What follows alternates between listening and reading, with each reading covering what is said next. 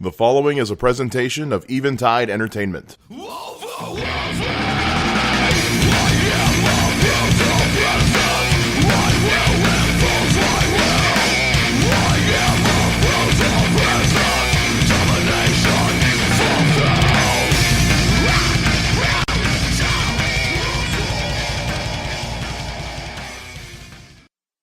All right, it is Wednesday. It is noonish. It is time for The Life. I'm your host, Don Smith.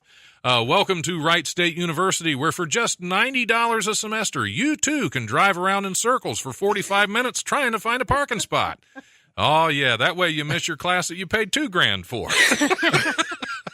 Gotta love it here. I have a suggestion, Wright State. Next time you decide to throw away a bunch of money and then have to lay people off, why don't you throw some of that money toward like a parking garage or something? That might make a little more sense, but we can't have that. Okay, I just got fired, so that's all right. I no longer work here. That's the good thing, is I can actually talk crap about them now, and I no longer work here. Anyway, I want to talk about banks for a little bit, because I've been dealing with a bank. I have an investment opportunity. I'm trying to get a little bit of equity out of my home. And I realized today that banks aren't just predatory, they're parasitic. If you actually need money, you got to jump through hoops so they can tell you you're not going to get it. But if you have money, they love you. They don't even charge you to keep your money in there. But if you don't have enough money, they're going to charge you a little bit of what you don't have. And they're just scum. And my bank, I think the bank I go to is one of the worst ones. And I'm not going to say their name out loud, but I will say, you can find them downtown outstanding in their field. And when it comes to loan process, they're really dragging their asses. So that's, I'm not going to say who they are, but anyway, it is, this isn't so much going to be an episode of The Life as it is a round. This is round 2 with Evie Warner.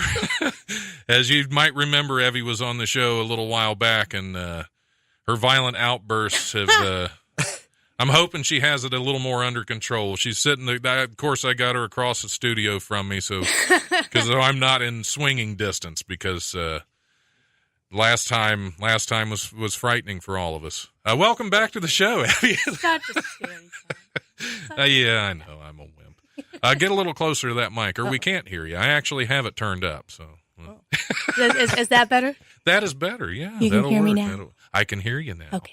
And it's good. Everybody can hear everybody. And we're also in here with Matthew Barnard. Hi, how are you? I've wrapped bubble wrap on the side that Evie's on. So, okay, that's good. That's good. It's good to. Well, yeah, but I see, that warned you just ahead makes of you an time. inviting target because people like to pop. Well, yeah. Oh, now that's you're going right. to be popped along with the bubble wrap. That's right. I haven't been popped in too long. Oh. Is that inappropriate? It's too much. Not for this show. Oh, it's not. Perfect. I will keep that up. Now, I do want to apologize to Matthew, not only for booking you on the show with this violence. I also want to apologize that there are no cookies anymore. I actually did away with cookies. See, we had this guest a while back that was just throwing a fit because there were no gluten-free options in the free cookies that I didn't have to offer. I was kidding. He took it way too seriously. Don't listen to him. The cookies were actually a little joke, but which was just a personal joke anyway. So I did away with them.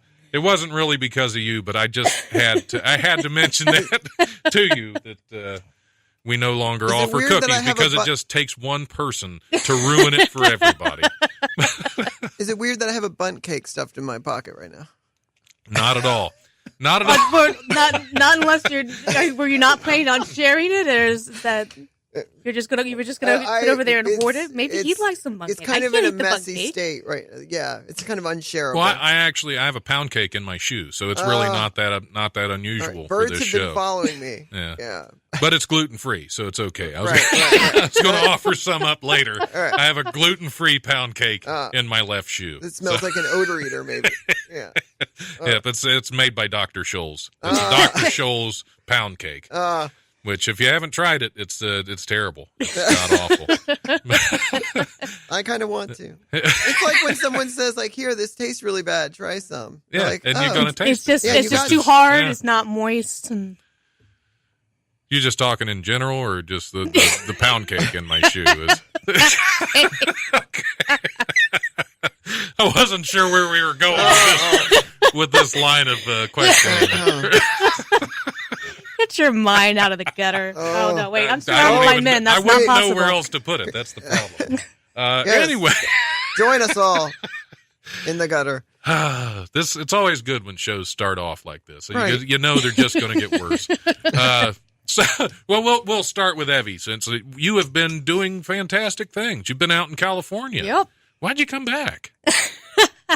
I mean, not a personal, thing. Just, Well, I kind of had to. I had this job that I have to come back to, and I was kind of running out of money. So. Yeah. I guess that happens. Yeah. Well, what were you doing out there? Well, the first thing I had to do was I had to go out to San Francisco because my movie, But I'm an Actress, was playing at a Comic-Con there. What was the movie again?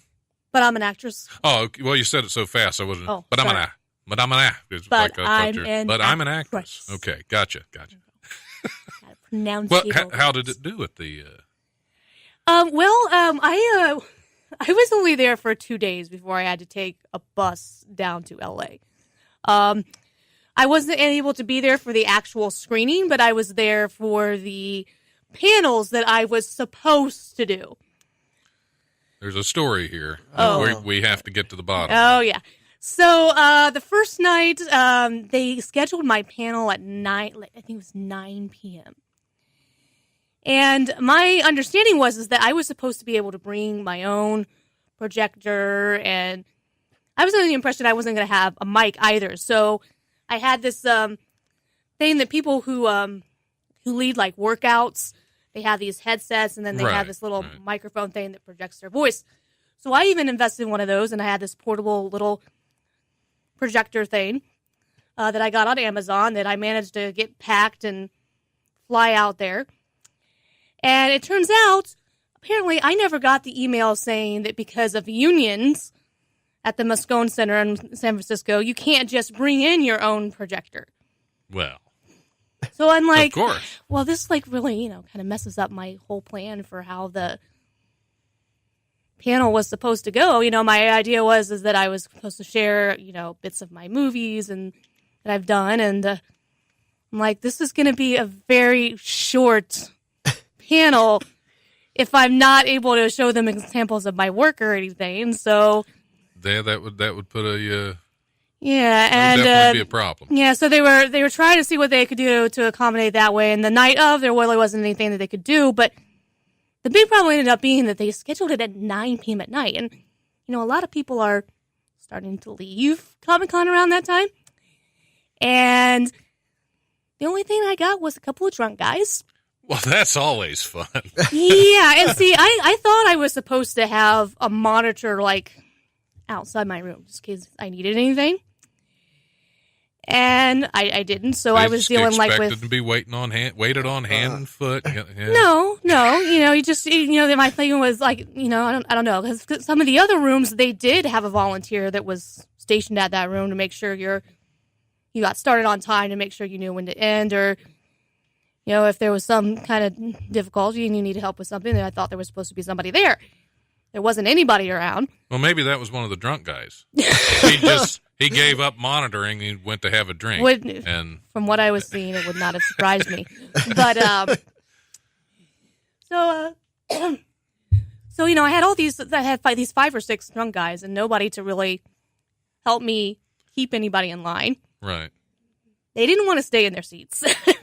They wanted to come up. They were drunk to the stage and talk to me. And one guy was like, "Can we come up there?" And I'm like, "No, nope, not how this works." No, not happening. So it was a kind of an interesting thing. And then the next day they tried to. Actually, sounds like an open mic a little bit. It does. A couple of drunk guys that interrupt you while you're Yeah, I was just a little bit nervous because I'm like, great, I'm here by myself. There's nobody around, and these guys are all drunk, and I'm not sure that they're going to listen to me. Well, guys don't listen to begin with. Well, yeah. Huh? Guys don't listen to begin with.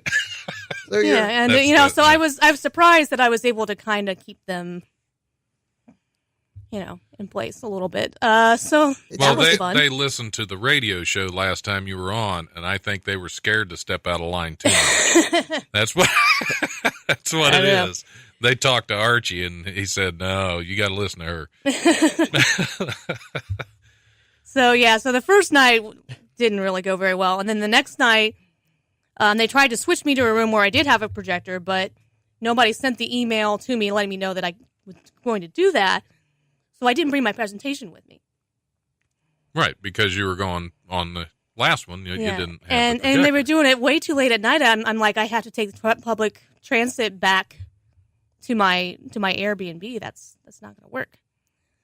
So I'm like, I also don't want to get stuck with a bunch of drunk guys, but Right. I've Which been having- is kind of like the whole public entire time I transit was out anyway. there, I was having trouble with my asthma. Oh, that's not good. Well, we'll try not to let you run around too much in the studio and thank you. overexert yourself. Thank you. Oh, I'll fold up this treadmill I brought. I won't let you on it. Yeah, that's the next part. Next segment of the radio show is Right. podcast treadmill interviews. Well, and I ended up getting able to get it switched until later in the day, like at 3, which was perfect because then I was going to be done about 4:30. I was like, that's great. But after a few minutes, nobody showed up.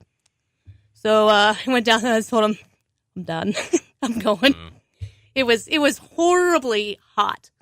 Normally, it's not that hot in San Francisco, but it was just absolutely miserable. And I decided that what happened is, when I came in to San Francisco, they were having the worst heat wave that they'd ever had. Right. And when I was taking the bus down to LA, Burbank was having the worst fire. Yeah, That ever there's a lot of problems. Yeah, so I just decided that I'm bad luck for California. But my mom was like, "Well, if it's not one thing, it's another." I said, "Mom, it's California. I It's hope not when you shaking, came it's back burning." to Ohio, you left the fires and the heat out there. Cause, Well, I mean, it's cold and rainy out now. So. well, that's Irma. That's Irma coming up finally. That's all that bad stuff we were supposed to get. Irma apparently has more power than I do. So. Wait, I said I was going to stop. I said I wasn't not going to sure. talk about Irma, didn't I? Yeah. I'm not sure. Yeah. You might have more power than Irma. Oh. Yeah, well, maybe. thank you.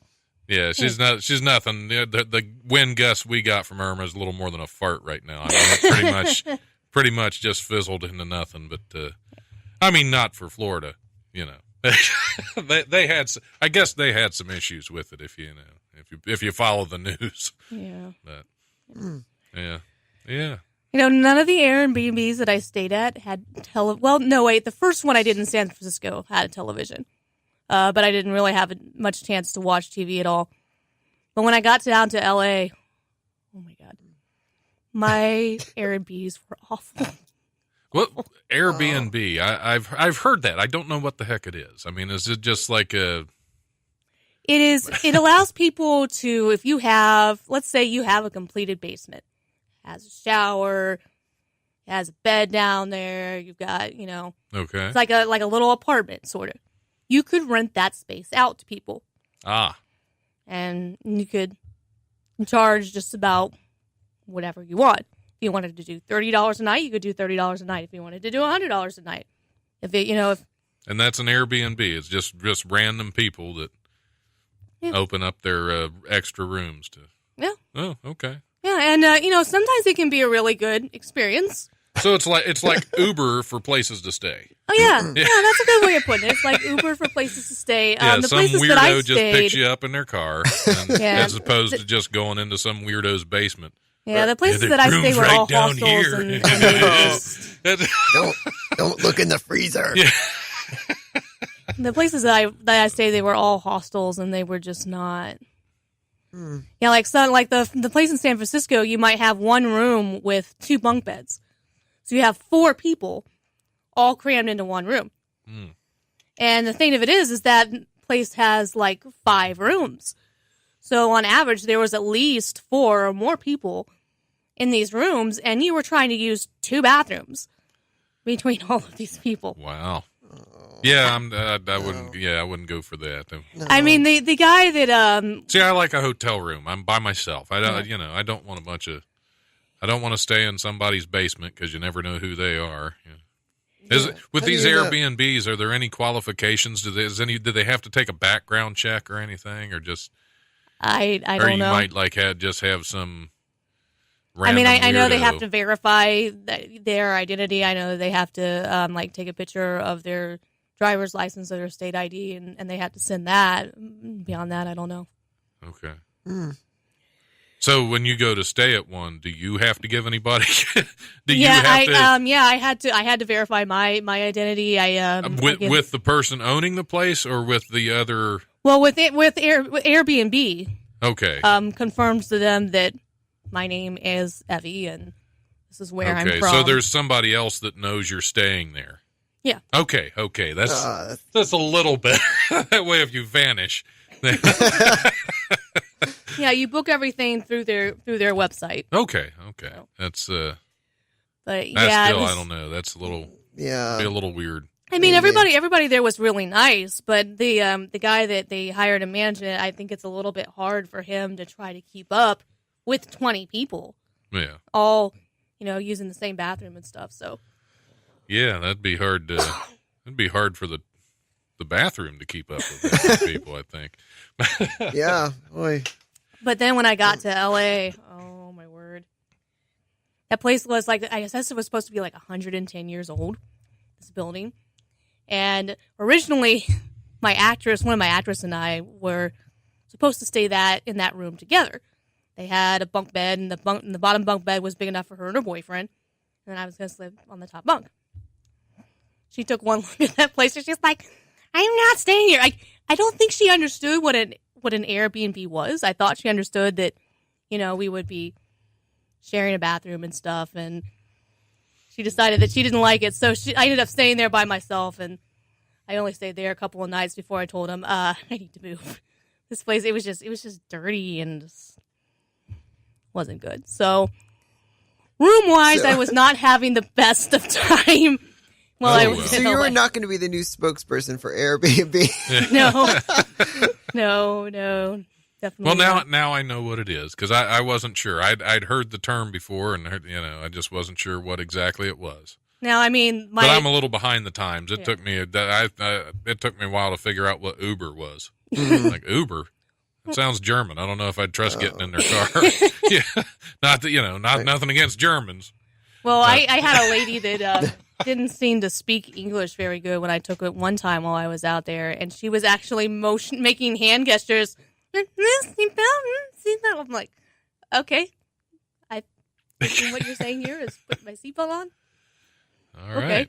Well, yeah, it's the universal language. That Right. little squeak, little squeak, and that stretch of the hands across the. Yeah, that's. Sometimes with Airbnb you can luck out. Like I had to go back up to San Francisco because that's where my flight was leaving from to come home because that's where I came in. And the place that I stayed for one night, oh my God, it was so nice. I was like, why couldn't I have stayed here all week? Of course, that's the way it always works out. Yeah. But anyway. We should probably talk to Matthew for a while. He's been sitting over there so patient, and I can see the wheels are turning. He's just thinking, is she ever going to shut the hell up? I would never say that.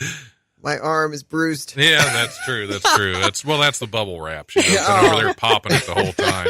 She can't bang on the counter today, so she's just popping your bubble wrap. Well, I can't help it if he's so sensitive that you pop his bubble wrap and it bruises him. That's not my fault. Yeah. No. I'm like snap, crackle, pop. I am fun in the morning. So you would make a great Airbnb. So Matthew, yes. you perform stand-up comedy. I do.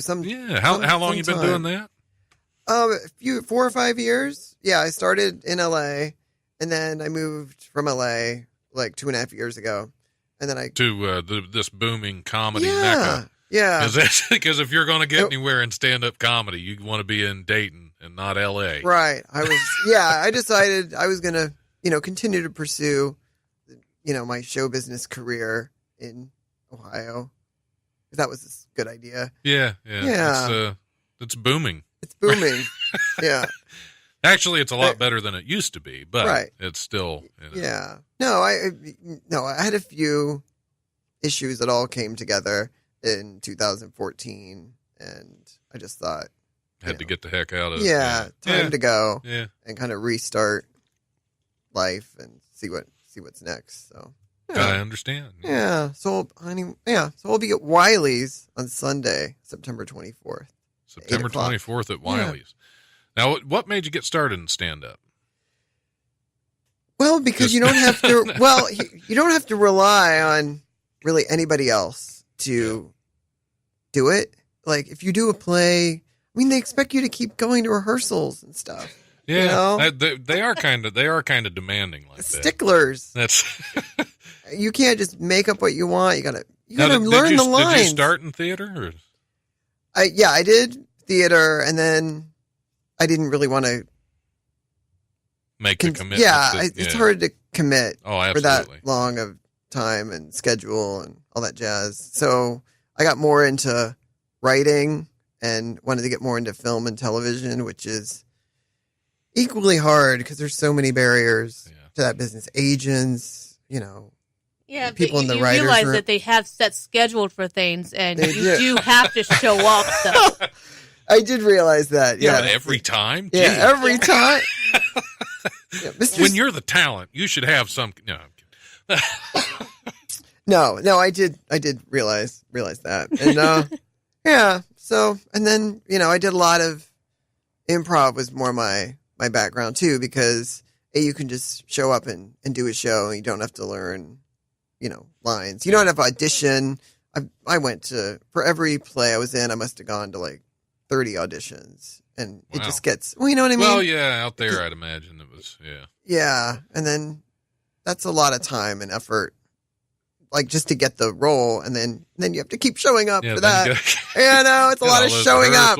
Well, live theater is a huge commitment, because that's where I started 15, 20 years ago, was doing live theater, and working second shift job. That's not possible. It's just, and that's kind of why I started doing comedy too, is I could get my stage time and kind of fill that need. That it's because it's like a drug. Stage time is like it's like a narcotic, and you get addicted to it, and that's how, because I had to switch to comedy in order to fill that. And I haven't even been able to do that anymore. Now it's just all radio, which just isn't the same. No, kind of. But I love it. It's all right. Well, we're going to have to take a break. It's about halfway through the hour. We'll have to go through the comedy rundown real quick, and we'll take a break. And we'll come back, and we'll hear more from Matthew Barnard, and maybe let Evie talk a little bit. Maybe we'll give her another chance. Since so far she's behaving, she's only hit you a couple times, only popped a couple of your couple bubbles on your bubble wrap. Right. It's getting thin on this one side. Yeah, you might want to rotate it every now and then. Rotate your bubble wrap. All right. Way. Yeah, I'm getting bored. I'm looking for stuff to hit here, and there isn't anything. Are you into making music, videos, or podcasts? Are you a local comedic talent in need of some much-needed publicity? Are you a behind-the-scenes professional interested in audio-video production, graphic design, and public relations? Eventide Entertainment is actively seeking talents, clients, and professionals to help our business grow into something truly special. And we want you to be one of those. For more information, go to facebook.com/Eventide Entertainment or send us an email at eventideent@gmail.com. 3 hours ago, our nation came under wide attack by unknown foreign power. Coming this summer, when biological warfare threatens extinction, the world needs a hero. Inside this bag is the cure for the zombie virus. Ta-da! I'm going to save the world. How about you? William Lee is Zachariah Stone in Cinema Lexicon's 6 Feet Below Hell.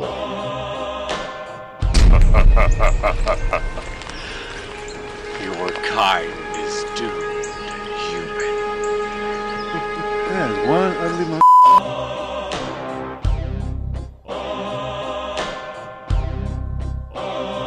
That wasn't so bad. Really?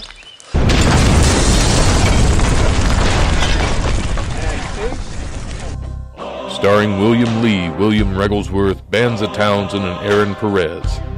6 Feet Below Hell. Available in Redbox this summer.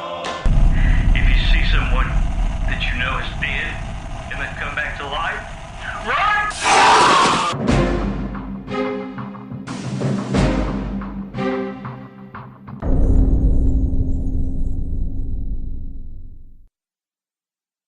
All right, we're back on the air with one more shot to be a jackass. It's all good. We're having a great discussion on here during the break. I was out of the room. And no one is ever going to know what that conversation is about, are they? No one. That conversation was recorded because everybody forgets about the backup recorder. I thought that was a vaporizer thing. I'm going to listen through, and I'm going to see what I'm going to see if there's blackmail material on that recording. Anyway, we're back on the Life. I'm your host, Don Smith, sitting in the studio with Evie Warner and Matthew Barnard. So it's good. It's good you guys stayed and didn't go running out the door because I've had so many guests. I've had so many guests escape. I didn't know that was an option. Now you know. That's like happened. Like No, I'm going to go use the restroom. No, actually. No, I haven't had that happen. I've had some that I thought, man, I wish they would have just run off. Oh. No, I've had nothing but the best guests on here. It's been a lot of fun. It's going on 3 years I've been doing this show, and I've really haven't had a really bad guest. Haven't had anybody that I've had to call security on. I mean, I was close with you, but you're the only one. It's the closest I came. But no, it has been a lot of fun doing this show and having so many different people on. Even you, Evie. but we were talking with Matthew Barnard about all the things he's got going on. Now you have some projects that you're starting to that you're wanting to get started up. I do. I did a project in LA where I filmed a web series I'd written, and I have multiple other series or TV pilot projects that I wrote while in Los Angeles that I would love to work on here. It's just finding the right people in the Dayton area, like all three of them. I don't know how many people are here, like in film and know what they're doing. There are quite a few. There are a surprising amount. Send them to me. I don't know. Send them to me. There's one sitting right next to you. Filmmaker there. Well, a good place to check out is Film Dayton. They have monthly meetings on Tuesday, and you could definitely meet some more people there. I mean, we have people. What usually though is there's not a whole lot of people that are paying. Right, you know, and that's that's just like comedy and everything else. That's the hardest part about is getting paid to do it. Right. Maybe there's some Wright State University students listening right now that would like to contact. How do they contact me? Should I? Do you have an email address, or do you have a website, or any of those things? Just email me. Just email. Okay. Should I say my email live on the air right now? Or no? Well, I don't know. There's a lot of stalkerish kind of people, right? Bring them on. You're good. Go right ahead. All right. My email is Barnard, BARNARD TV @gmail.com. So email me there if you would love to work on any projects or you have a skill set that you could bring and want to get some experience, and let's all work together. Yeah. You know? Another good resource is if you're on Facebook, you can hit up Southern Ohio Filmmakers Association, the SOFA, and there's also Mid Ohio Filmmakers Association, which MOFA. I guess I can say that on the air. Don't say that 3 times fast. I've been on a few sofas in LA. Yeah. Like, really? I got to do this? I got to do this to get cast? Man, that's rough. That's rough. So that's why you started doing comedy. Right. It was easier to stand up. No. Yeah. That's terrible. Walking was tough. But hey, at least you got the part. That's you said 1 out of 30. I know. Man. Sometimes I'm like, really? I did all that? I didn't even get it. That's terrible when that happens. It is. You're like, I thought I knew what I was doing. Maybe not. Just call it practice. It wasn't so much casting as practice. Right. Someday you'll get that big gig and you'll know what you're doing with it. Oh my God. Did you make strong choices during the audition? Did you make strong choices? I tried. I like making strong choices. Yeah. Well, you got to. You got to know who you are and what you're doing. Yeah. And that's be confident. Be confident when you walk into audition and just cast yourself. Just to heck with them, Right. Right. Just I tell always, 'em I you always, got the part. Maybe I don't want you as a director. But right. Right. No, I always say, like, go big, because if you go big, they can see they can pull you back in. yeah, it's easier to dial it down. And yeah, Yeah. I got that. If you seem shy or nervous, like, out of the gate, and you're not willing to really let loose, yeah. then they can be afraid that they'll never be able to pull more from you. Yeah. Yeah. So yeah, that's you got to be able to let go of who you are in order to be somebody else. Right. And that's hard to do. Well, one thing as far as transitioning from theater to film is a lot of times you are acting too big, I guess would be because you're making bigger movements that would project on a theater rather than in the more subtle things you do in film. Right. Yeah, a lot of people don't realize that there is a little bit of difference in the acting. Now, sometimes I've enjoyed more working with people with a theater background, just because they seem to think quick on their feet. Right. And they just I don't know. I guess they don't seem to. They don't. If they're nervous, they've trained themselves to hide it very, Right. very well, and they just seem very, very centered. Oftentimes, very present in the moment. And I mean, sometimes you get that out of the non-theater trained people too. But I don't know. Sometimes my favorite actors, though, for some reason, have had that The theater background. So. Yeah. Right. I say try it all. Yeah, See why what not? what you like, what you don't like. Yeah, I think what I always liked about theater better is it's kind of like comedy. It's an instant reaction. Whereas with Right. the film, you're acting, it's recorded, it gets edited, there's 50 million people have their hands on it, and 8, 10, 20 months later you actually see a finished product that you know whether or not you did worth a crap. But Right. Right. Now, Now, sometimes depending on the genre, and even if it's a genre of comedy, they might want you to be a little bit more overacting a little right. bit. Well, yeah, if it's a spoof, you're going to want to, It's all kinds Right. of different facets. Right. I think the other funny thing about comedy is sometimes it's actually the straight guy, the guy who has to act Right. The like non-funny. then you think, oh, I don't get to be wacky, I don't get to be funny, but sometimes you're straight.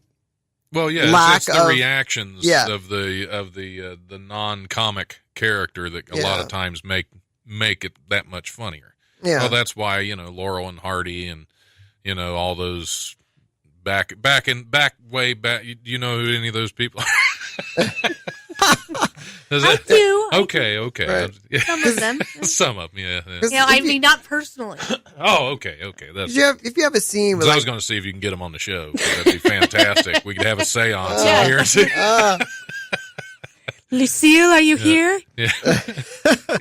yeah, because sometimes if you have a scene, Blow on the back of Matthew's neck if you're here. Yep. oh, she just popped my bubble. Yep. Uh-oh. I hate it when your bubble bursts. Oh. All right. Should we hit a few news stories just to see what's going on? Oh, I was going to say one more. Okay. I was going to say go one more ahead. thing. In terms of Unwritten, which is definitely a podcast drama that you want to watch. I was in season 1. I Were had you? like 2 lines. Oh, okay. Yeah, I was in season 2. Oh, nice. So yeah, I'm coming out. I think I don't get out there till like the 3rd episode, but Yeah, I have my character is kind of the his reactions are kind of the comedic part of it because he's my character in Unwritten. He's kind of he's a very moody manager at like it's big box store, and he's a very unusual personality, and he's just not very happy to be where he is, and it. I mean, it was typecasting, I think, as well. right. But yeah, it was a lot of fun. I sense an unhappiness in your voice. It's all this chuckling. It just masks the crying little boy inside of me. I had the crazy idea to try out for season 1. And some of it might have, who knows, maybe I didn't get it in part because of my schedule with working second shift and I don't know, maybe that was part of it, or maybe I was really, really bad. Yes, I think season 1 they didn't record on the weekends because they were actually in the studio. I wasn't part of season 1, but season 2 was most of their recording was done on weekends, and I still Right. I had a busy month trying to keep up with everything that was going on with that filming, and had a couple other film project, or that recording, not filming, but I had a couple other film projects and stuff going on. So Right. I will say that Chris and Megan Burnside really knew what they were doing. Oh yeah. And I arrived. I didn't have to wait 6 hours for my lines to be read. They were on it, and it was really easy. So yeah, the whole season group 3, Megan, call me. the whole group was great to work with. Yeah, they're awesome. I had a lot of fun with them, and definitely a good show. Get out there and listen to season 2. Catch up on season 1, and then exactly.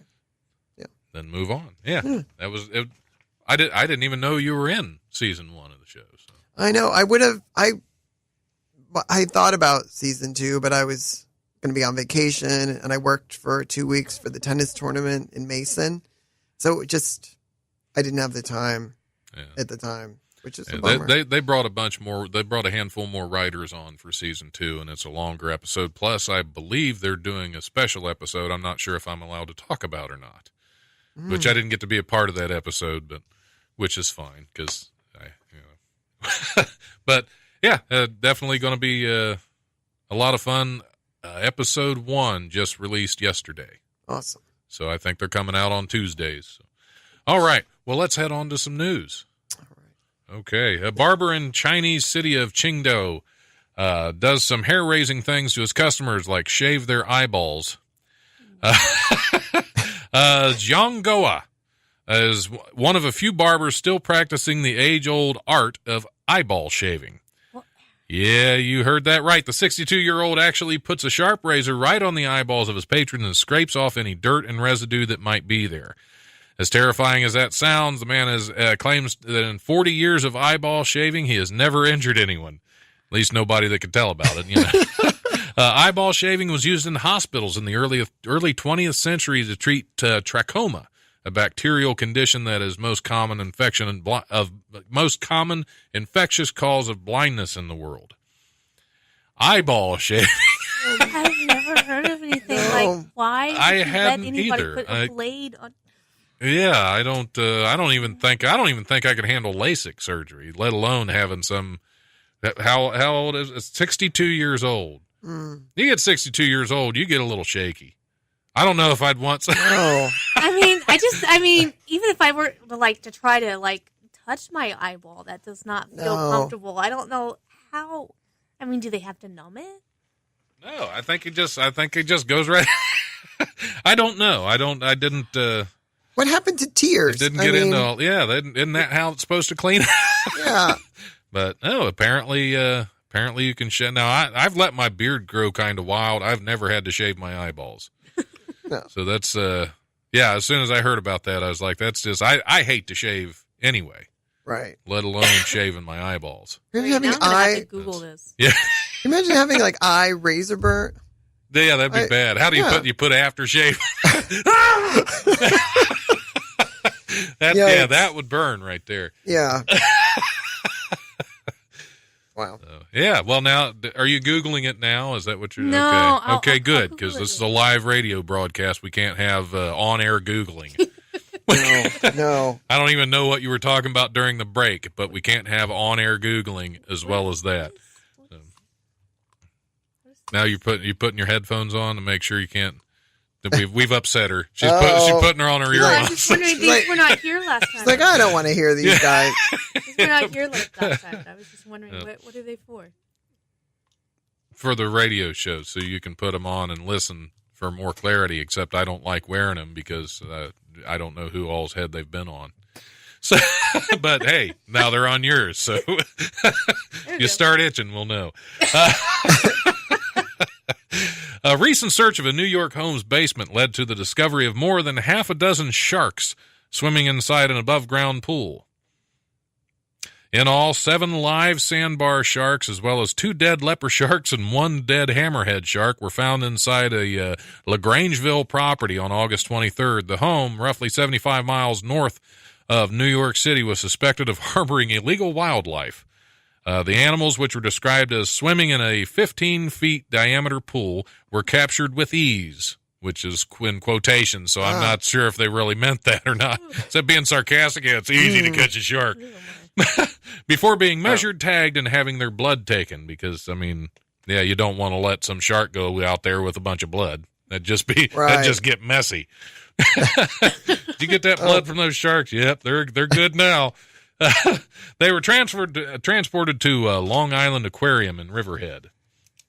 So how do you get how many sharks was it? There were 7 live ones. Oh god. Yes, 7 live ones, 2 dead leopard sharks, and 1 dead hammerhead in your basement. I've had some flooding in my basement, but never sharks. No. I mean, just, Apparently, they were in an above-ground pool in the basement, so they actually went and put an above-ground pool in their basement just for the sharks. Wow. And it still wasn't enough because 3 of them died. I don't know. Try tuna fish. I mean, come on. Yeah. I mean, did they not see Sharknado? Did they not know that there's nothing good could come? Yeah, well, I was actually thinking, did they not see? I can't even think of the name of it now. Ace Ventura. You don't want to keep sharks in your basement in a tank. That's dumb. Yeah, because you're gonna get some weirdo creeping around. Right. Yeah, I don't understand the hobbies that some people who have. Jim Carrey showing up at the doorstep. No, who wants a pool in your basement? I mean, I'd love an indoor pool. I just wouldn't want the sharks in there. No, but it was in the basement, right? It was in the basement. Yeah. Yeah. Let's go. Let's go, head honey. to the basement and go swimming. Yeah. Nice sunny day outside. Yeah, in the basement. What? They'd have to put some heat lamps up or something. This story has multiple things that don't make sense. Yeah, there are a lot of layers to this. It wasn't The Onion, was it? No. This was not an Onion story. This was I can't even remember where anymore. It might have been Onion. I don't know. But it's not quite dumb enough to be Onion. You're spreading fake news. Dang it. Yeah, well, Trump will be upset, and we don't want to upset him. Maybe a little. Let's see. This is a long story here, and we will probably end with this one, just because it's a long story and it's kind of strange. Earlier this week, Liam Smythe, a grad student at Britain's University of Bristol, had a nice dinner with a woman he met on Tinder. The night was still young, so he invited her over to his house to drink wine and watch a documentary about Scientology, because why not? If you're gonna get drunk with somebody you met on Tinder, you might as well watch a documentary on Scientology. At some point in the evening, the unidentified woman asked to use his bathroom. When she returned, Smythe said she had a panicked look in her eye. I read about this. Did you? Okay. So Smythe said the woman told him, "I went for a poo in your toilet and it would not flush." He then claims the woman confessed to reaching into the bowl, wrapping the dookie in tissue paper, and throwing it out of the window. So Smythe suggested they go outside, bag the offending poo, and throw it away, and pretend the whole sorry affair never happened. Unfortunately, the story gets weirder. Smythe's bathroom window doesn't open into the garden, but into an 18-inch gap that is separated from the outside world by another non-opening double-pane window. According to Smythe, he went to get a hammer to smash the window, but his date had decided to climb in head first and retrieve the poop herself, which she was able to do successfully. Then they realized she was stuck upside down, hanging in the window. To get her out, rescue workers had to break Smythe's window. Replacement cost $390, the same as his monthly budget, hence the GoFundMe campaign. So there is a GoFundMe campaign so you can help Mr. Smythe Smith replace a window because of a turd. It seems that many people sympathize with the situation. He has received more than $2,700 in donations. So yeah, if you wow, told you that was a long story and probably wasn't worth reading it, but See, here we are. I hate it when I hear like stories about people raising money for like crazy stuff and it goes viral, and I'm like, I had a movie on GoFundMe that desperately needed to raise money, and you put shit in a window. So and people are like, "Yeah, man, let's go fund that." Awesome. Hey, whatever works. This guy needs money for like many reasons. Yeah, he's not just. Yeah, I think the turd laying outside is the least of his problems. exactly. Well, I think him and that girl are still kind of. Well, why not? I mean, how much more intimate can you get on a first date? that's bound to draw you close together because I mean you've gone through so much just on one date, and you know. I've been in the window of my life, flashed before my eyes. And, I wonder if she was like, "Don't drop me, I'm gonna fall on the poo." Yeah. Because when you think about this, my first marriage was like 8 years, and it was 6 years into it. She's still embarrassed to fart in the same room. This is a first date. Right. Right. Yeah. So they should have just gotten married because there's really not much more intimate you can get than, you know, getting stuck in a window trying to retrieve poop. That's Right. really it's a love story is what that is. It is. These two are destined to be together. Exactly. Forever. Because no one else would have either. No. I'm scared of what her place is like. Yeah. she was like, "This is how I feel about your Scientology." Yeah. It was a bunch of crap. Oh. She's just trying to get out of watching that. Yeah. Anything's better than watching this documentary. Let me throw this out the window. We'll go get it. Yeah. What he didn't say. Probably the worst game of fetch ever.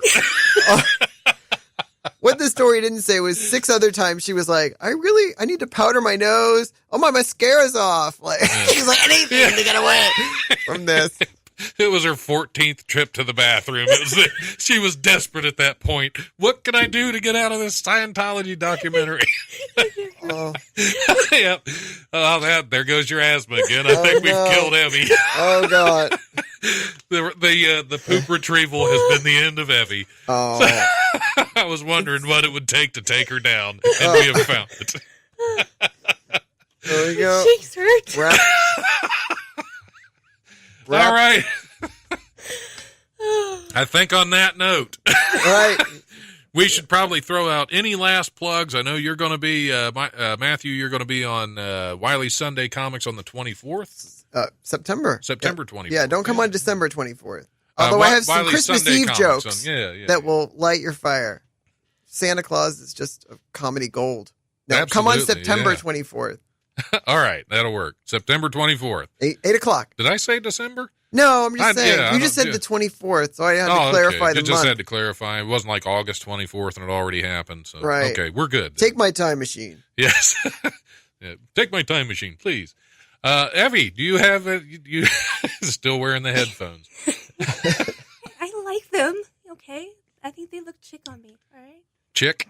Chick? Cheek, is it cheek or chick? I don't know. Chic. Cheek. Yes. The cheek. It's a thing, I'm telling you. Out in LA, it's a thing. Where you're going to change it. You're going cheek. It's out in LA. It's cheek. It's not chic.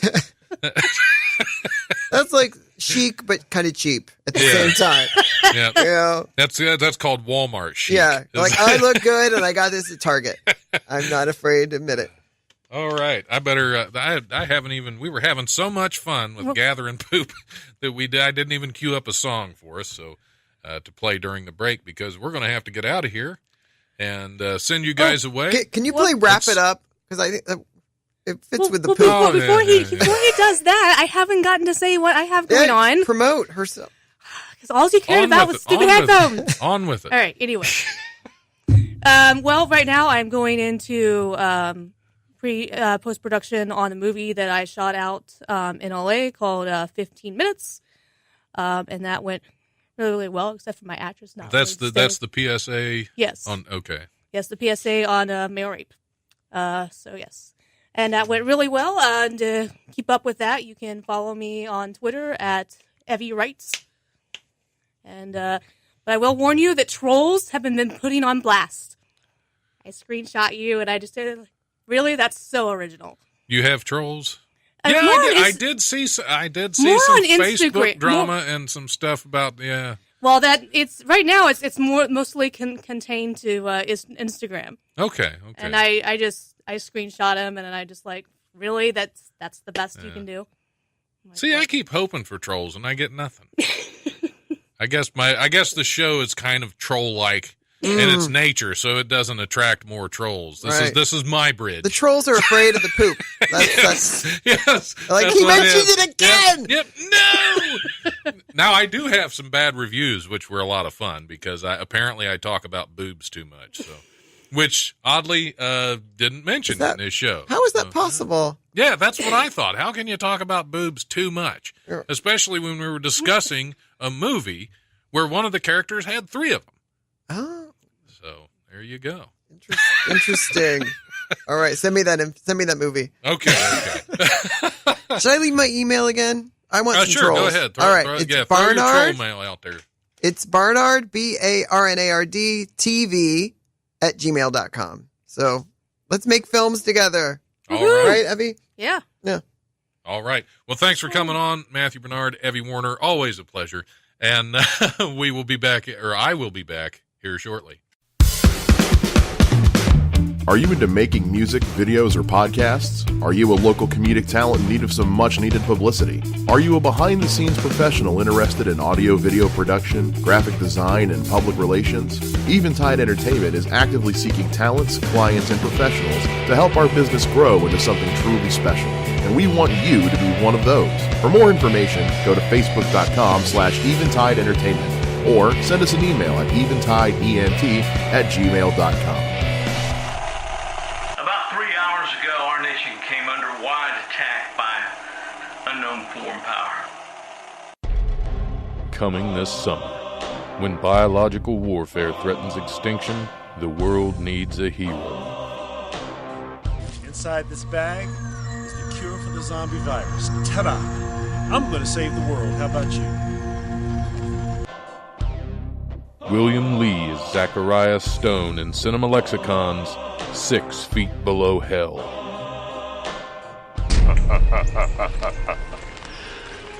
Your kind is doomed, human.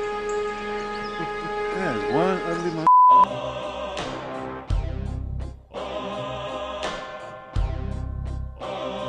It wasn't so bad. Really?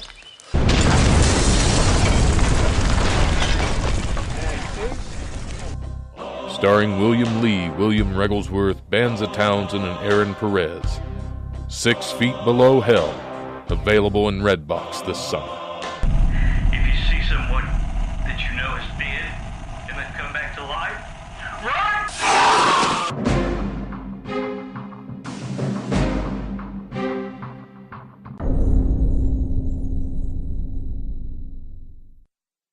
All right, that is it. We're back on the life, and somebody's breaking into the studio. What can I do for you? Hi. We just went live. That's okay. Henrique Couto has joined me in the studio. Hey. What is happening? We were talking a little bit about secrecy. Oh, yes. And yeah, so don't even know what I can talk about. You can't say a word. Thing, man. This is going to be a weird show with nobody talking. Exactly. So what's going on in the movie world? Well, except the stuff you can't talk about. Sure. I won't ask you. I mean, I can say I'm working on something. I just can't say what it is. Exactly. Well, we shot a feature earlier this year called Haunting Inside, which is almost out of post production right now. We have a rough cut. We're working on polishing it, getting the effects done, and then sending it off to the composer. Hoping that'll premiere end of November, beginning of December. Cool. This year was thrown off a bit for me. I'm known for being prolific. But this year I got very, very sick at the start of the year and I had to get surgery. Oh, that's I'm doing much better now, but I was very sick for that first half of the year. Wow. It was really unpleasant. And it just for the first half of the year. Roughly. Because I got the surgery at the end of February. So prior to that I was just very sick. And then after that I was just recovering. And what happened is my gallbladder went bust and had to get that cut out. And even minor abdominal surgery sure feels major. Yeah. But then literally the day before the surgery, my tooth, I had a tooth go bad.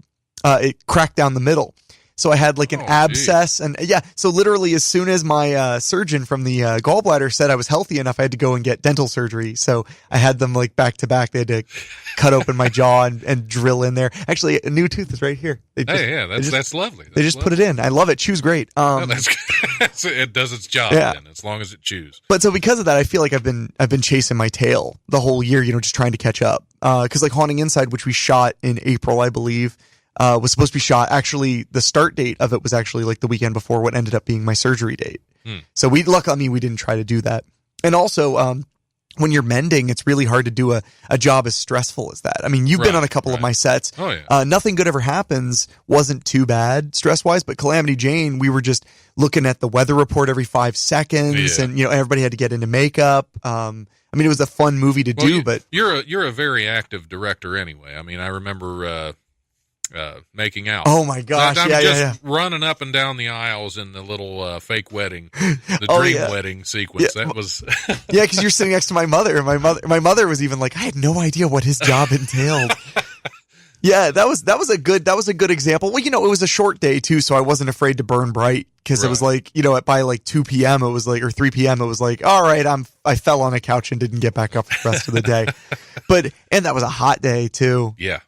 So, but yeah, I mean, directing can take a lot out of you. And when you're shooting a movie like Haunting Inside, where we had an incredibly tight budget and an incredibly tight schedule, we shot 2 pieces, 2 chunks of it. And the first chunk was when I was still technically in recovery, but I was on the tail end of recovering from the surgery. And at the end of every day, I could just feel how much it took out of me, working that hard. But then the next one was 3 weeks later because I had convention appearances booked and stuff. So I just couldn't work on it. And when I came back to that one, it was like day and night. I was just like, yeah, let's do it. Like, I'd seen my surgeon for the last time and he'd called me fully recovered and everything like that. So, but it was very, it threw everything off. And I'm so used to trying to, because even when you make a plan and you're well, it doesn't usually go so good either. Yeah. So, but even just trying to get everything together to do everything you do when you're well. I mean, it's still absolutely. Well, I'm very lucky on Haunting Inside. I was able to. It was a very small movie, and it was one location type of film with about 6 actors. And everyone I put on were, people I'd worked with many times before, people I could really rely on. Right. So, when things got tough, they were not afraid to get tough back, which really, let that movie pull together. And I think it turned out really well. I watched the rough cut a few weeks ago and was just very happy with it. So, but because I'm tied up in this project right now, which I'm not real, my hands are tied about talking about it, but it's a really cool project. We start shooting a little bit of it this weekend, and then probably going to shoot the majority of the lion's share of it in November, because October is like the airlines have like the blackout dates. October, I am in 4 cities in 5 weekends. Wow. So it's Cleveland, it's Athens, Georgia. Or is this film related, like film festivals, film conventions. I'll be doing Chiller Theater in New Jersey.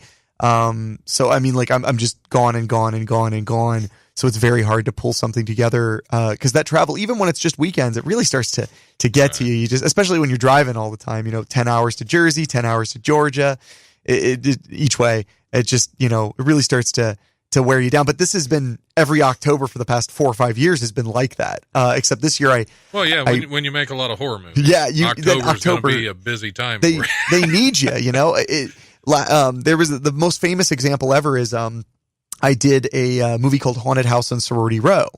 I did that, and I think that was 2013. Yeah, it was 2013. And we shot it the last weekend of September. And then, of course, October, was my usual bookedness. So we shot the first half in September, and then the second half was the first weekend of November. So it was like as close as I could get them together. Right. But so I was working a day job at the time. So it was like work Monday through Friday, go shoot this movie Saturday, Sunday, work Monday through Friday. But on Friday, went to Cleveland and did a show, worked Monday through Friday, went to Pittsburgh that following weekend for a convention, worked Monday through Friday. So long story short, when it was all said and done, I'd worked like 52 days in a row. It was a number like that because then it was like work Monday through Friday, shoot those last 2 days of the movie, work Monday through Friday, and then I had 1 day of pickups, and then and then on the 7th day he rested. Right. So, so it was well, that's the good thing and the bad thing about doing something that you love and something that you want to do is, I mean, you're going to do what it takes to get it done. Oh yeah. As I know, well, my July and August have been crazy because I work a full-time job, plus I'm a full-time grad student, plus I got the radio show and the podcast, plus July and August I was recording with Unwritten Podcast Season 2. I was also doing, I think there are about 3 or 4 different film projects I was working on. So yeah, it's just you gotta going. And when you love it, you don't even question it. I question it, but I still I question what the heck am I doing? Yeah, well, that's fair. I mean, but you have to. That's what you have to do. The one thing I'm very fortunate about is not having a day job. Has helped me a lot. But I did 8 years with working, then working. I remember when I did a movie called Awkward Thanksgiving. With the first shoot was a 3-day weekend, and the second shoot was 2 days. And by the time I got to the end of it, I was like, whatever. I went into work on Monday, and it was actually the Tuesday that I woke up in the morning and was like, can't do this.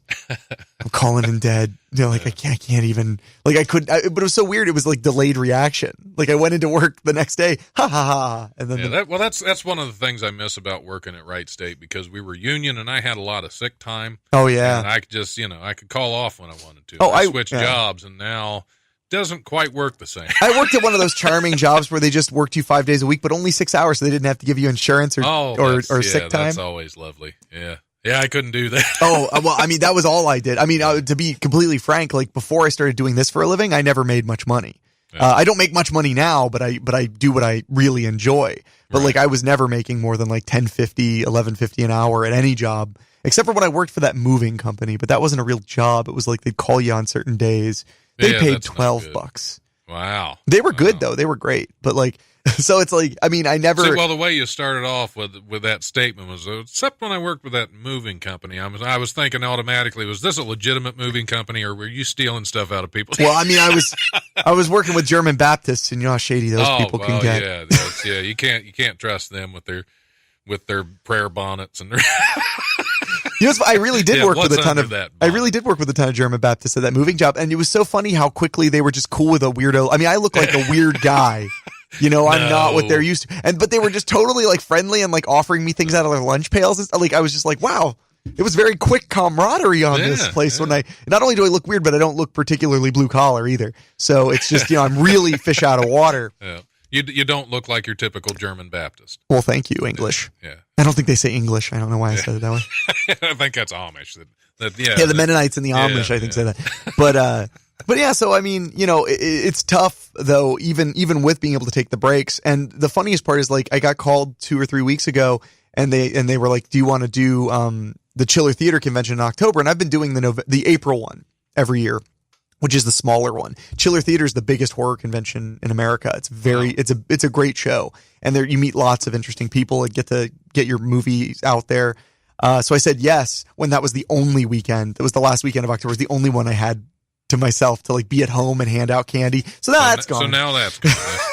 That's the price you pay for doing what you love. Well, yeah, and I mean, I put that in Making Out, the romantic comedy, which is on Amazon Prime right now, and I highly recommend your listeners, if they have Amazon Prime, I have a ton of movies on there that they can watch, and it won't cost them a dime past what they pay per year or per month for their Amazon Prime. But on Making Out, there's a part. I'm always driven insane by the people who say, if you do what you love, you'll never work a day in your life. And it's like, I believe that that's totally opposite. If you do what you love, you work every day of your life. Yeah. There's never a day off. Even when you're laying in a hammock trying to just chill out, you're thinking about it. Yeah. And that's the curse that you just take. Yeah. Just like comedy, you're always thinking about strange things. Or even owning a business. Yeah. I'm sure, if you own a bar and you're really trying to make it successful, I'm sure that, when you're taking a shower, you're thinking about the bar. I'm sure when you're checking emails, you're thinking about the bar. When you're surfing internet pornography, you're thinking about the bar. It's just kind of when I'm thinking, no, that's me time. Yeah, that's me time right there. I'm not thinking about the radio show at all. What I'm thinking is, why am I doing radio? I could be doing that. Yeah, right. A few sit-ups, I'm in. Yep, just work on my abs a little bit. Good to go. Do some stretching exercises or something. I don't. Oh, that's terrible. But no, just thinking about buying into a business is a lot to think about right there, because I'm not going to announce it yet, but I have a meeting this weekend. I might write a big chunk to own a big part of something. So, oh, that's really cool. Yeah, so I'm terrified of that. Well, you know who you can get to do discount videos for you. Yeah. So yeah, well, I might have to take you up on that. Well, you've done enough for me that we can talk like that. I love when strangers contact me. Can I get the friend price? And I'm like, well, you're not my friend. Yeah. You know. Yeah. I just like being in your movies. That's all. Well, I mean, man, they're a lot of fun. Thank you. Yeah, I've had a lot of fun doing them. I mean, even getting killed, which is still one of my favorite memories with Aaron R. Ryan. Oh yeah, when she killed me while I was peeing. Oh my gosh. Oh man, she's killed me twice now. Yeah, because there was that trailer we did, which that movie will hopefully be coming out later this or early next year. That was a part of. Yeah, I was wondering. Because it turned out great. But oh man, my favorite thing that you've done is just is without a doubt Nothing Good Ever Happens, because I gave you the role of the boss who's really pretty reasonable, but the employee hates his guts. So that's like just my favorite, the earnestness in your face. Always like, I'm quitting the job, and you're like, all right. And he's like, because I could do better without you and all this. And you're like, fair enough. Like, you're not even mad. You're just like, okay, I mean, people quit. That kills me. Yeah, that's that was shot up at the offices for Folio Art and Design. Okay. Yeah, Folio House, which I think they're moving now. Oh, all right. I think I saw something on Facebook about that, which is too bad because that's a gorgeous office space, and I really liked having friends who leased it so that I could use it. Yeah, that's always good. But I think we're going to take a quick break. I got to run down the hall and check on something. Because every now and then you got to check on something. See a man about a horse. Yeah, see a man about something like that. See a man about a leak. A leaky horse. So, all right, we'll be back here shortly. Are you into making music, videos, or podcasts? Are you a local comedic talent in need of some much-needed publicity? Are you a behind-the-scenes professional interested in audio-video production, graphic design, and public relations? Eventide Entertainment is actively seeking talents, clients, and professionals to help our business grow into something truly special. And we want you to be one of those. For more information, go to facebook.com/Eventide Entertainment or send us an email at eventideent@gmail.com. All right, we're back on the life. We have, Gary's. Gary, you there? I'm here, but I hear a lot of static. Okay, let me turn you down a little bit, and let me hang. Hopefully, if this hangs up on you, just call right back. All right? You still there? All right. Is that better? No. No. What kind of rinky-dink operation are you running there? Just a crappy radio show. That's all.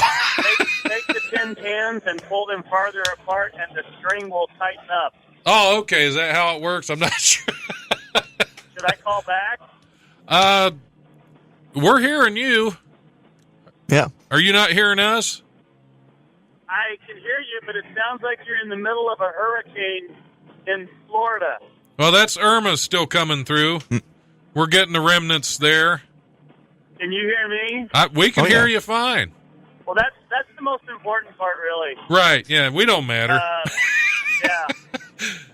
So what's really, everyone out there hearing what I have to say is far more important than anything else. Absolutely.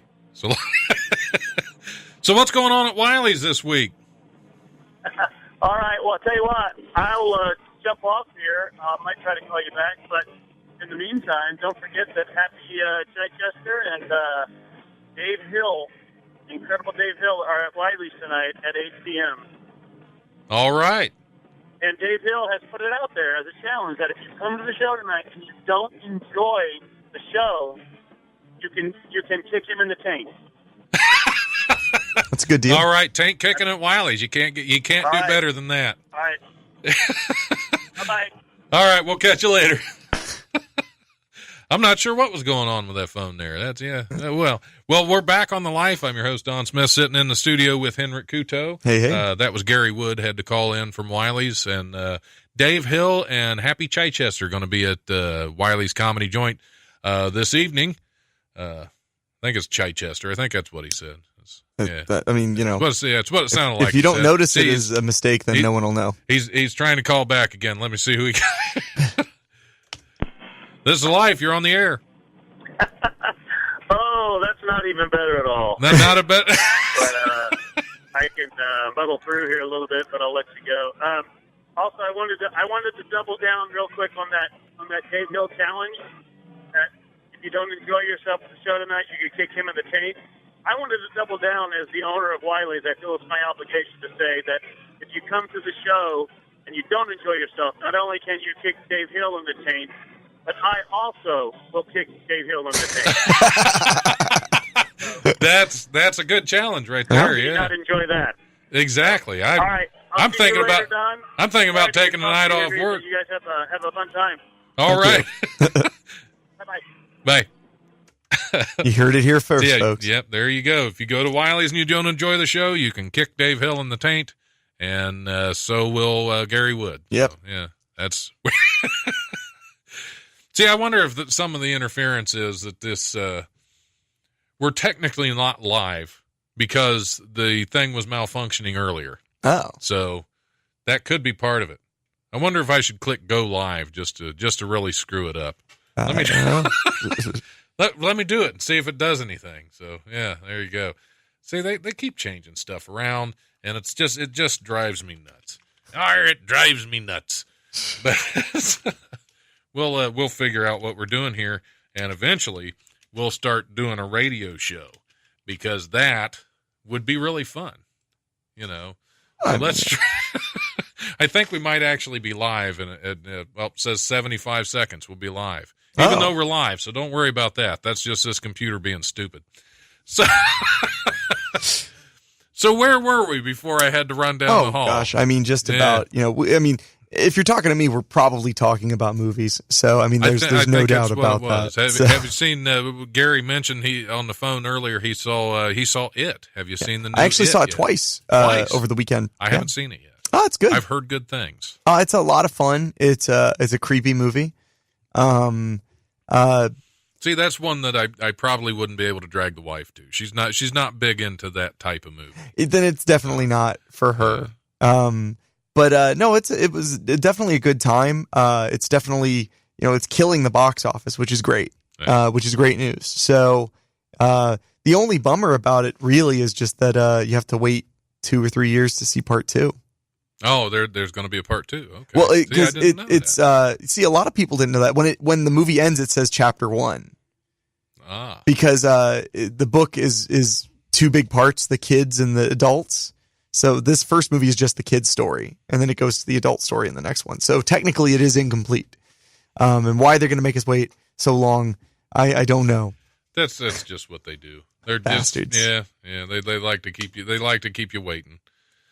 But there's been a lot of sequels that you had to wait several years to get to. Yeah, but not a pre-planned sequel. That's my problem. Is that it's like if it's from the beginning. There have been some because what was the Lord of the Rings trilogy? Then were they were only a year apart, weren't they? Were they a year? I can't. That remember. I can't. I don't like Lord of the Rings very much. So. Oh, you don't? But I always think of Back to the Future 3, which came out 6 months later. That's the way to do it. Okay. Yeah, 6 get months it later. out there while it's still fresh. Yeah, I mean, well, I'm just impatient by nature. Yeah. So. Well, yeah, nobody wants to wait. No. See, that's why I'm not even going to watch the first It until the second one's just out. Just to wait. Yes, you can binge it. It's like, there we go. I don't. That's how little I like to wait. Is that I will put off waiting I will wait to put off waiting. Yeah, you can procrastinate on the. Yeah, you take your time. You don't have to wait as much. If you just be patient, you don't have to be nearly as impatient. It's like peeling a bunch of macadamia nuts and then eating the handful. It doesn't take as long. Exactly. It makes more sense to me. Sure, you waste a lot of time just peeling and you don't get to enjoy the fruits of your labors, but then it hits all at once. Yeah. And usually when I eat too many nuts, it really does hit all at once. That's for some reason, this show always goes to poo. I don't know. Well, everyone can identify with it. I would dare say there is no one listening who has not pooed. I would dare say there's no one listening. That's a pretty good one. See, that's where I thought you were going with it, and then you had to bring poop into it. Why'd I have to finish the thought? We do have some listeners. I've actually got listeners in Ireland now to Really? the podcast. Yeah, so welcome to the show, Yeah. guys. I don't know what you're thinking, but It must be pretty early there if they're sober. yeah, so, yeah. Well, I don't think they listen live, but they've been getting a lot of downloads cool. from the podcast. So yeah, because I don't think we weren't officially a podcast. Not officially. You were still kind of like you were still flirting with it. Yeah. So yeah, we've been. This will be coming out next Tuesday as episode 65. So, Nice. Yeah, we've been going for a while. At the end of the episodes, do you say "see you next Tuesday"? Because if you're not, you should start. I should. Even though, the only problem is it goes. I release on Fridays and Tuesdays. Well, now you ruined it. So yeah. So I would have had to say at the end of the last show. That involves math. Just gets confusing. That's too hard. Yeah. I'm not good with that stuff. Those numbers. Yeah. No. I am taking accounting this semester, which I'm getting better. Oh, that's good. I'm up to 2. Oh, 2's a good one. Yeah. I find myself often on that one myself. So yeah, it's a good one to get to. yeah. You kind of sometimes you have to go beyond that, but it's if you're going to have a stopping point, it should be 2. Yeah, because it's a complete number. Oh, I don't even know where we're going. Should we do some news stories? Would you like to see what's going on in the world? I don't even know what's happening. I don't even know what day it is. Well, these really aren't important news stories anyway. They're just, like this first one. A bizarre dream by a Serbian barber led to a hair-raising cut for a customer. Mario Vlala of Novi Sad in northern Serbia recently dreamed that North Korean dictator Kim Jong-un and his staff visited him in his living room. He said, "When I woke up, I decided to do this hair tattoo. And it came out looking pretty amazing. He apparently shaved a picture of Kim Jong-un in the back of a customer's head." Well. And he called it a hair. The complete haircut took 5 hours. And apparently he played North Korean music throughout the entire haircut. So yeah, apparently he's just more reason to never go to Serbia. Yeah, apparently he's a little fixated on Kim Jong-un. Yeah, I don't know how I feel about that. See, I was wondering because his dad was Kim Jong-il. Yeah. So do you call him Kim, or do you call him Un? Is Un his first name? Is it his last name, first name? I think that you're right. I think that the first name is their surname. Yeah, it would make sense. Yeah, it would. Yeah. But what really makes sense? Because it's like the Kim family. Yeah. So it's Un. His dad was ill. Well, the good news is, I think we can just call him Mr. Kim. Neither of us are that friendly. Well, yeah, we're not that close with him. So, yeah, we're going to have to keep it formal. I don't know him on a last name basis, I guess. Yeah, but only Dennis Rodman has that. Yeah, exactly. Him and Un. Oh, yeah. Denny and Un. That's the new. That's a new sitcom right there. Denny and Un. See, I don't even remember half of these news stories. An initiative set up to find signs of intelligent life in the universe has detected a series of mysterious radio signals from a dwarf galaxy 3 billion light years away. Scientists with Breakthrough Listen say they have found 15 fast radio bursts, or FRBs, because you gotta just do the letters for everything. I can't even think of what the heck it's called. From a deep space repeater called FRB 121102.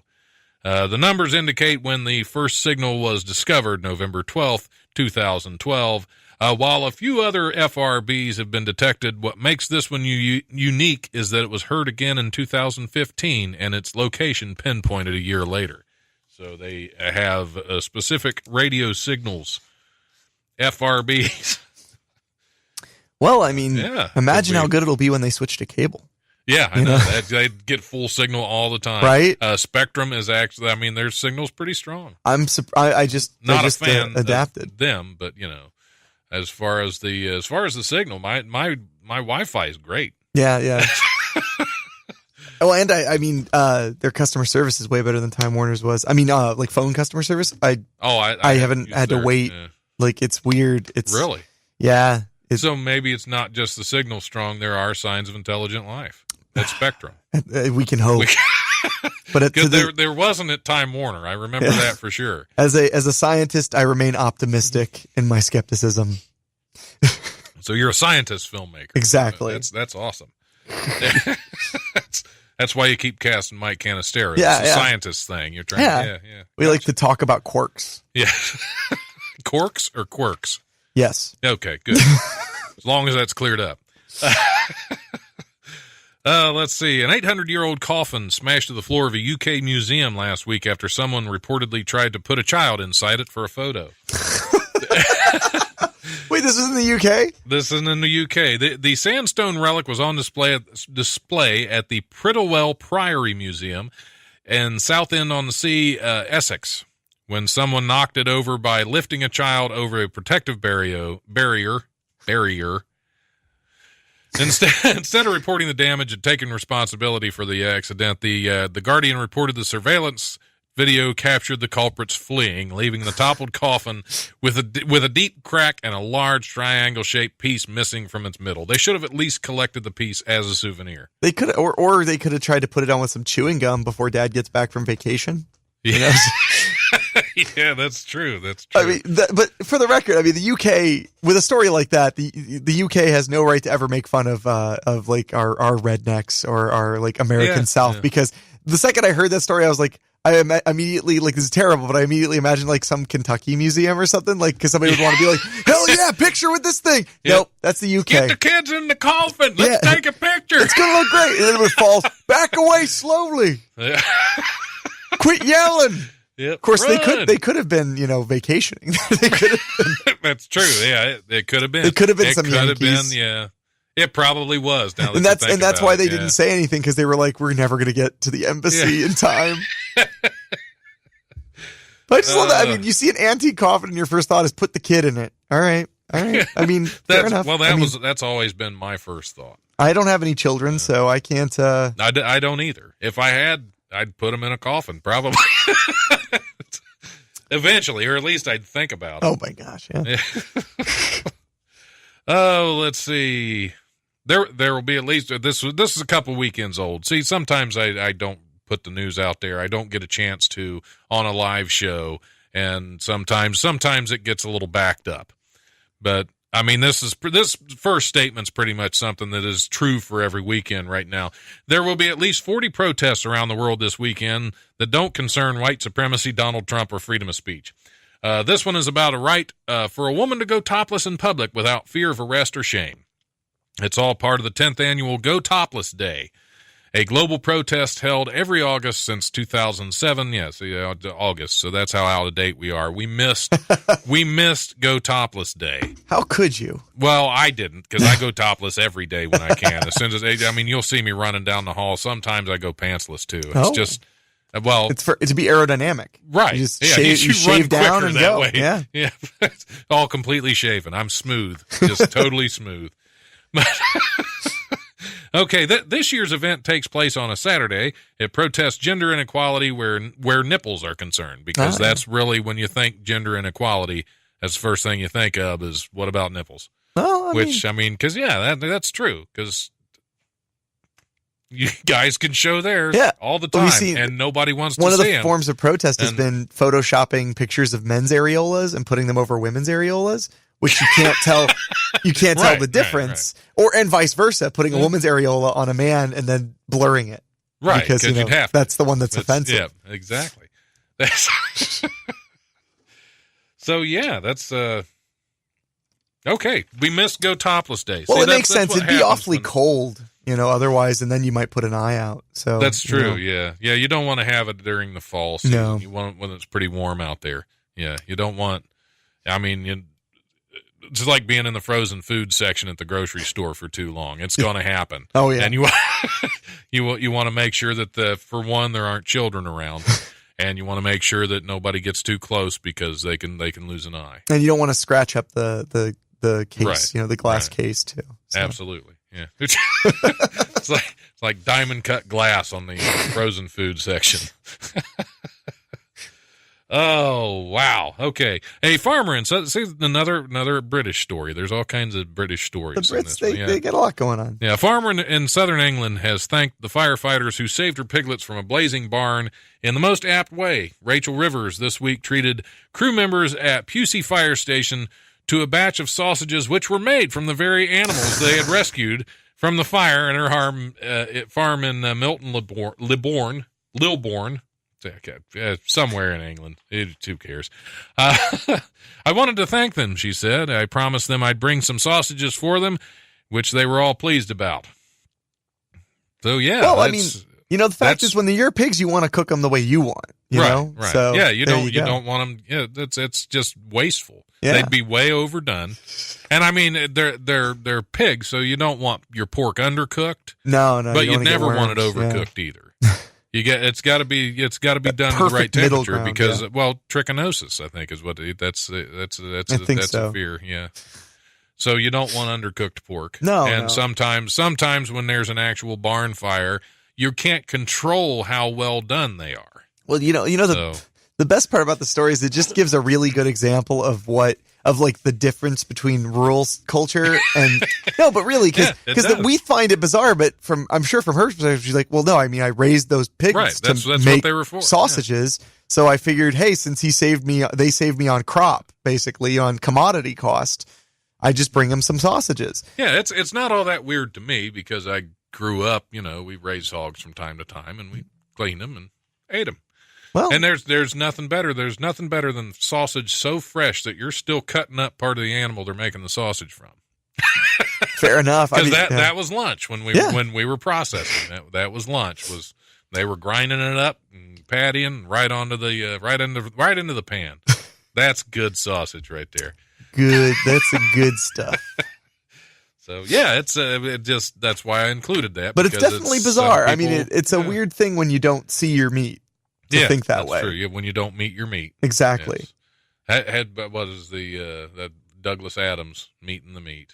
He actually have you ever read any the Hitchhiker's Guide to the Galaxy? Not the movie because the movies were terrible, but Hitchhiker's Guide to the Galaxy and the restaurant at the end of the universe, they actually developed a animal that was raised just for meat that wanted you to eat him. That was his pride, and that was in order to end the debate over animal rights. They actually bred an animal that knew it was bred for food and wanted to be and could talk and tell you. So he was. So they got to meet the meat before dinner, and I think that would make me feel worse. Yeah, it's telling you exactly how how the best parts of him are made. But because they bring it out and then they said, well, I'll go pop off and kill myself because it wouldn't be right for somebody else to do it. And of course that upsets the people at the table. And he says, well, that's okay. I'll be very humane. So yeah, that's pretty great. If you ever get a chance, Douglas Adams, The Hitchhiker's Guide to the Galaxy, fantastic series of books. He had a lot of involvement with Monty Python back in the 80s. So I think because the Monty Python movie, The Meaning of Life, a lot of that involved Douglas Adams as well. Oh, okay. And he always wanted it made into a movie, and they finally did after he died, and it was terrible. Wow. Now there was a miniseries that was adapted from a BBC radio audio show that they did. There was a miniseries they did, which was terribly acted, but it was really good as far as staying true to the novels. Okay. So if you ever get a chance, the miniseries is okay. The movie itself is kind of crap. Fair enough. All right. Let's see. I still don't like that one. That's see another story in England, but I don't like that one. Yeah, we're being pretty harsh on the UK right now. We are. Let's see. See, I don't remember half of these either. Well, that's good. They're fresh. So let me just read this one. A former NASA engineer has unveiled a monster-sized water cannon, which he is calling the world's largest super soaker, that's capable of smashing glass, Coke cans, watermelons, and most likely a world record. Mike Rober, who last year presented the world's largest Nerf gun, showed off his 7-foot-long creation on YouTube on Tuesday, with the device spraying water 243 miles per hour and 2,400 pounds per square inch. That's 8 times the pressure of a fire hose. Yeah. According to Rober, the Super Soaker took about 6 months to build, and like the original children's toy design, relies on air pressure to fire. In this updated model, the device utilizes the tanks of nitrogen gas and water which are stored in the handle. I was about to say, that's a bit of a stretch, which just like a super soaker uses air like pressure. Not just like a super soaker. You pump that with your hands a little. Like, you're talking about combining gases that are compressed professionally. Just like a super Just soaker. exactly like a super soaker. No difference at all. Not at all. I feel like there's at least a smidge of a difference in that. A little bit. But that's and I'm guessing it's also made of steel, probably. Well, yeah, I'd imagine a little plastic super soaker probably wouldn't be able to stand up to that amount of pressure. I would hope not. Especially because it's like crushing beer cans and stuff. Yeah. Sorry, Coke cans. Because we okay. can't advertise beer. Fair enough. Of any kind. Oh. Even microbrews, I feel like they would like. We should be able to drink on the air. I think that would help the show. Well, who's going to stop you? Good point. Wow, you found a beer quickly. Yeah, awesome. Yeah, well, I had that waiting there just in case. In case somebody challenged me on it, I was going to be ready because that's what this show is. It's about being prepared at all times. Because preparation that's my motto. I thought Preparation H was your motto. That's right. Yeah. Sorry, it's Wednesday. I think Preparation H is my sponsor. Or at least it should be. I don't know. Oh, okay. See, another one from England. Another one from England. Man, these guys. See, usually I like Florida news because it's always crazier, but it seems like maybe all the weirdos were getting ready to evacuate, so they just kind of cut back on their.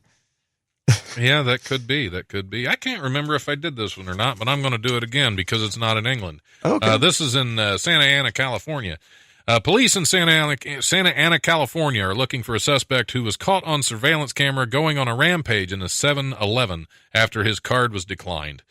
A newly released surveillance video taken February 11th shows a white male who appears to be in his 30s attempting to buy a 75-cent bag of almond M&Ms. Ooh. When the card is declined, the man lunges towards the cashier, hitting him in the noggin, shoving the register off the counter, and then pushing everything else he sees. As he walks out the door, he throws a handful of bananas at the other clerk's head and knocks over another terminal. 75. Just let the man have the bag of M&Ms. He did thousands of dollars worth of damage. That's got to be, that's the last straw. That must be it. You just. Well, when you think of it this way, if you're trying to charge 75-cent almond M&Ms on your credit card, you've already got some issues. If you can't come up with 3/4.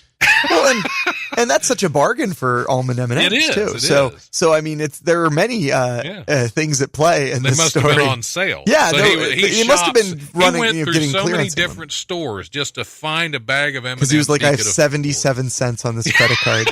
Yep, that was all he had, and tax was 6 cents, and he couldn't make it. Just couldn't do it. Oh yeah, California, they charge tax on the food. I bet. Yeah. I don't know for sure, and then he was like, you know what? That was the last of it. Yep, I've had it. Yeah, I'm mad as hell, and I'm not going to take it anymore. Yes. And to take these bananas, and he threw bananas. Which probably cost about as much as the M&Ms. Maybe more. Yeah, depends on how big the bunch was. Yeah, that's true. Because if you're going to throw bananas at a grocery store clerk or at a convenience store clerk, you should make sure you get the biggest bunch you have. And organic. I mean, just because it's wise. It's good for the environment.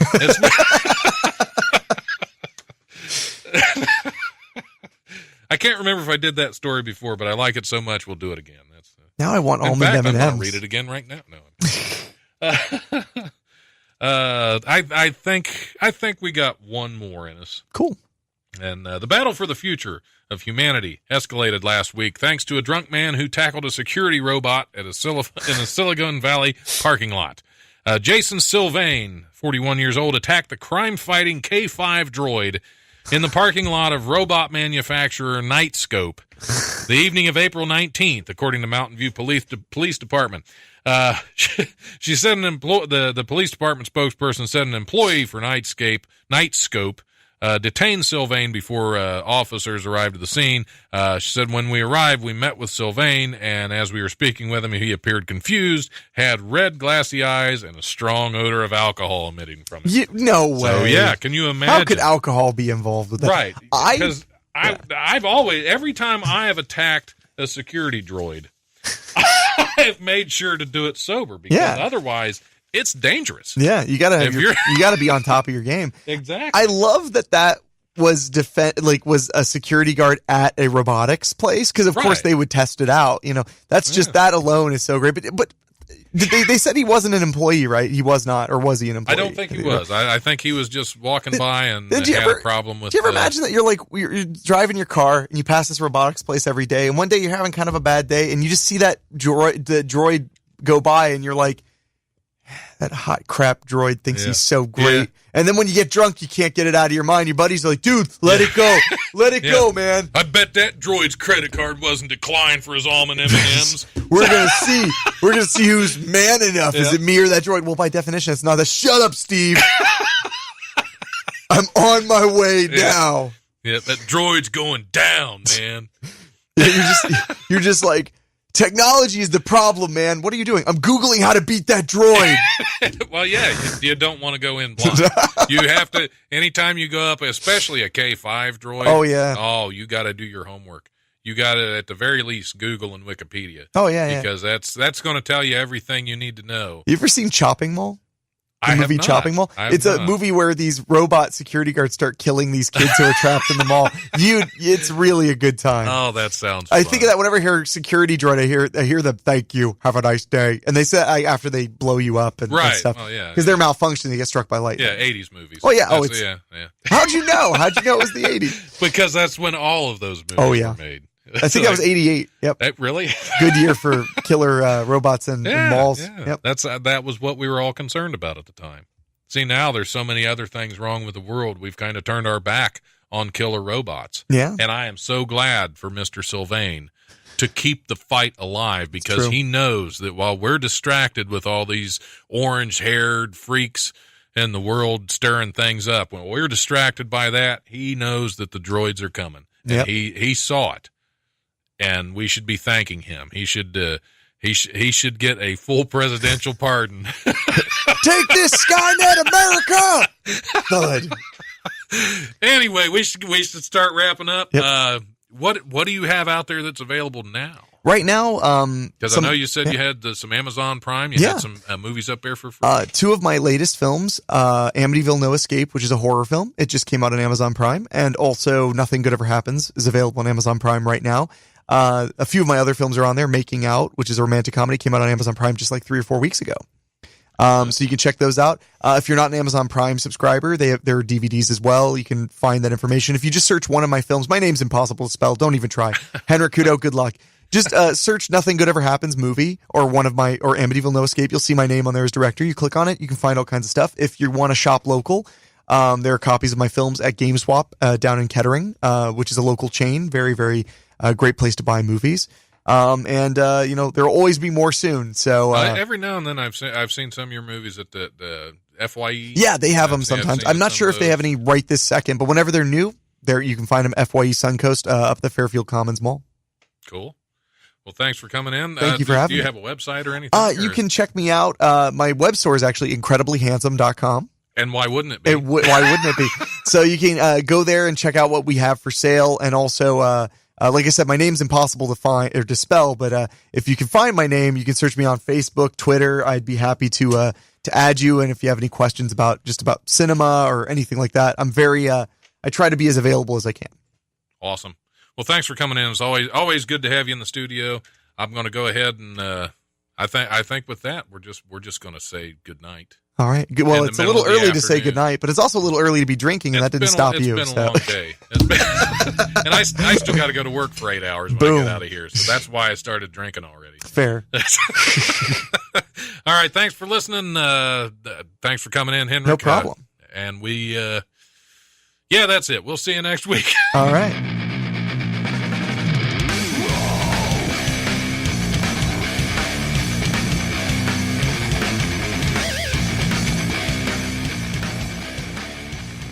This has been The Life on 106.9. I want to thank my guests for coming on the show, and I want to give a shout-out to Potter's Field for providing the music.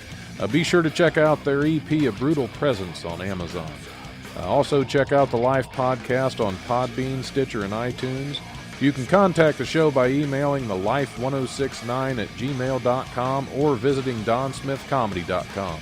And I want to thank you all for listening.